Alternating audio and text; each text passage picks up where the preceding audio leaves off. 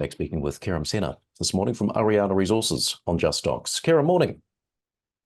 Good morning, Andrew. How are you? Yeah, really good, Kerim. Big, busy couple of days since you and I last spoke, deciding here, agreeing to proceed with the Dokwe project in Zimbabwe with this acquisition. Just give us a quick recap on the asset.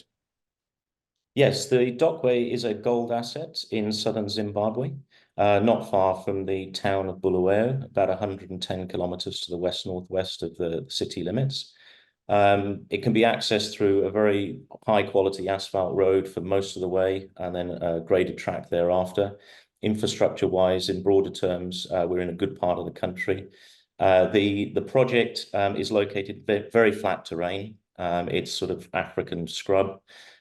So from a sort of logistics point of view, very easy to gain access and to potentially ultimately construct various components of a downstream a plant eventually, as we're planning ultimately to take this project through to feasibility and then on into mining.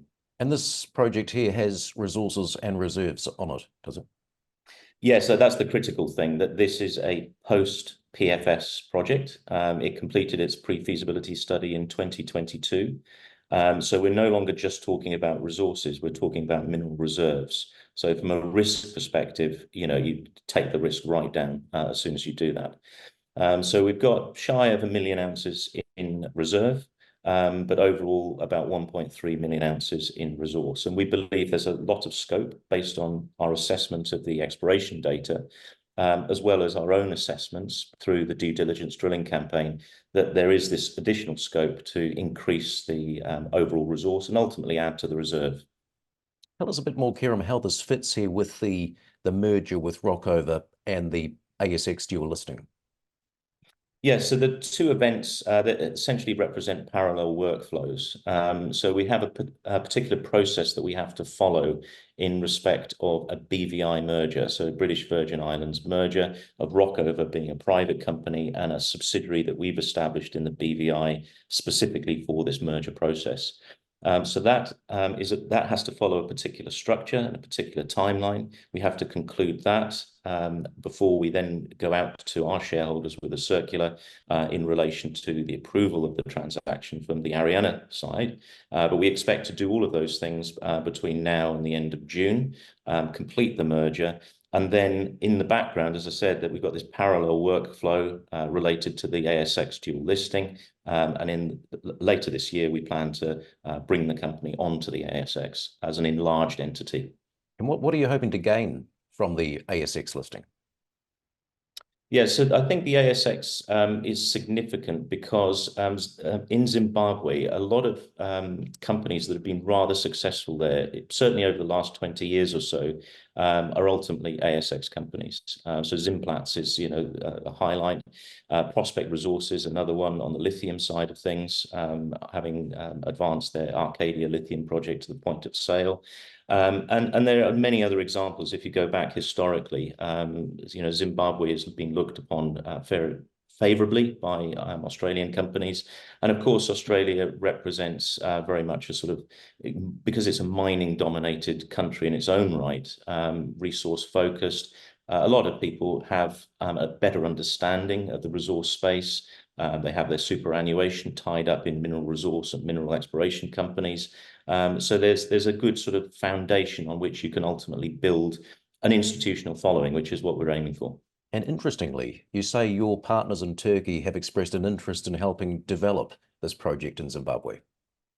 Yes, they have. So we were very lucky to be able to bring our partners in Turkey in front of the Zimbabwean team last year. We had the opportunity to sort of discuss the Dokwe project and what we were intending to achieve through its feasibility stage development. We had a very sort of sound understanding, particularly with Presea, who, just to remind investors and shareholders, Presea were involved in the design, build and feasibility stage work associated with the Kızıltepe operation in Turkey. So for us, they're very much a key partner, and we certainly want to involve them in the feasibility stage development of Dokwe going forward. So we very much see eye to eye on those sorts of topics longer term. But we have to complete the merger process first. and then thereafter build on that. And Kerim, look, you've also put out some 2024 production guidance. Just firstly, Q1 production, how did the year start for you? Yeah, very well indeed. So one of the things that we were doing through Q1, and actually one of the reasons why we had to delay putting out our guidance, was we were testing the Tavşan ore that we'd been trucking from the Tavşan site to Kızıltepe for processing through the Kızıltepe CIL. Tavşan itself is being developed as a heap leach, and we plan to bring Tavşan on stream as a heap leach later in the year. But the high-grade ore we've optimized the reserve in the main pit area of Tavşan, so we can focus on the very highest grade material. And that material is being trucked down to Kızıltepe, ultimately to benefit from the additional gold recovery that we get through the CIL plant, because we're approaching recoveries of around 90%. So we had a number of trial batches going through in that first quarter.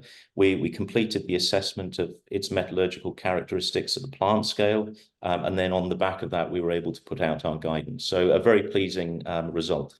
And expecting, is it 20,000 ounces in Turkey? That's correct, yes. From the combined operation effectively, because we will have this stream of ore from Tavşan complementing the ore that we have at Kızıltepe. And then thereafter, we plan to sort of scale up because of bringing the Tavşan heap leach on.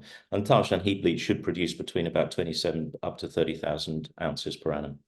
And predominantly, where's the open pit mining happening? So across several pits at Kızıltepe. So we have Arzu North still going, Derya and Banu. Banu has been quite interesting. We've actually, the pit has actually grown beyond what we had originally envisaged and planned because of the way that we've identified additional mineralization on the southern side. So that's had to be captured by an enlarged pit. And then obviously the mining that's underway at Tavşan at the main pit area. So plenty happening, Kerim. Near term, what are your expectations? What are the plans as far as news and activity? Oh, we've got a lot on the go. So in relation to the Dokwe project, we have the PFS update. So we've been working on a new economic model for Dokwe, updating it effectively because the prior model had been run on a base case of $1,650 an ounce of gold. Obviously, that's no longer in the right ballpark anymore. So we're setting a $2,000 base case, as a number of other companies are, and as in fact we've quoted our reserves in Turkey most recently.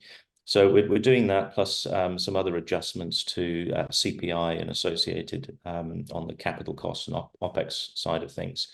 We'll get that update out to market fairly soon, and then in parallel to that, we're working on a new mineral resource estimate for Dokwe.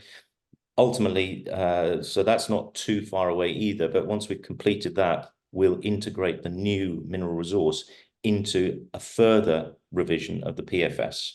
Now, we believe that we're going to see some stepwise changes in positive economic output from the PFS, which will ultimately lead us into the sort of end of the merger process. We complete the merger and we can advance straight away into the feasibility study thereafter. So I think it's a good set of workflow underway, and we're going to have some really good results coming out of it. Yeah, good to catch up, Kerim. Thanks for your time. Yeah, thank you very much, Andrew. Pleasure.